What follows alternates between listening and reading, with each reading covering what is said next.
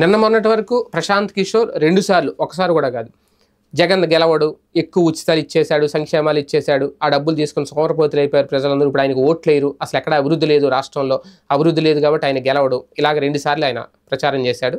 ఆయన స్వయంగా కొన్ని మీడియా ఛానల్కి ఇచ్చిన ఇంటర్వ్యూలో మాట్లాడాడు. అయితే ఆయన బండారాన్ని బయటపెట్టింది మమతా బెనర్జీ దీది. ఎందుకంటే ఆమె ఒక రకంగా ఆమె తాజాగా ఒక టీవీ ఛానల్కి ఇచ్చిన ఇంటర్వ్యూలో ఈ సందర్భం వచ్చినప్పుడు ప్రశాంత్ కిషోర్కి సంబంధించి ప్రస్తుతం ప్రశాంత్ కిషోర్ అయితే తమ పార్టీ కోసం పని చేయట్లేదు, ఎందుకంటే మొన్నటి వరకు పశ్చిమ బెంగాల్లో తమ పార్టీ కోసం పనిచేస్తున్నారు అని అనుకున్నారు, తృణమూల్ కాంగ్రెస్ కోసం. కానీ ఇప్పుడు ఆమె ఇచ్చేసింది క్లారిటీ, ప్రశాంత్ కిషోర్ ఏపీలో బిజీగా ఉన్నారు, అసలు మా పార్టీ కోసం పని చేయట్లేదు, టీడీపీ బీజేపీ కోసం ఆయన పనిచేస్తున్నారు. ఇదే సమయంలో ప్రశాంత్ కిషోర్ ఇప్పుడు బీజేపీకి అనుకూలంగా ఉన్నారు, ఆ కారణంతోనే ఎన్డీఏ భాగస్వామ్య పక్షాలు మళ్ళీ విజయం సాధిస్తాయంటూ ఆమె చెబుతున్నారు. ఇండియా కూటమికి వ్యతిరేకంగా ఉంది దేశం అంతా అని ఆమె చెప్పడం.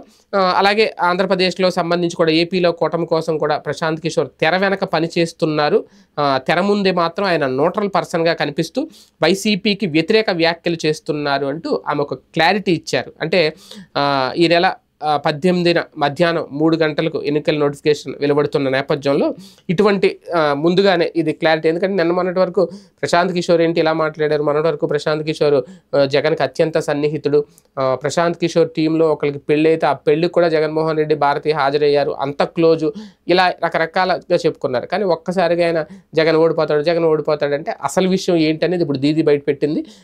ఆయన టీడీపీ బీజేపీ కూటమికి అనుకూలంగా పనిచేస్తున్నారట, అందుకే ఆయన ఇలాగా ఒక రకంగా జగన్ ఓడిపోతాడు ఆయనే చెప్పేస్తే ఇంకా జగనే ఓడిపోతాడు కదని ప్రజల్లో ఒక నిర్వేదం వచ్చేస్తుంది. కాబట్టి ఒక ప్రయత్నం అయితే చేస్తుందని అర్థమవుతుంది.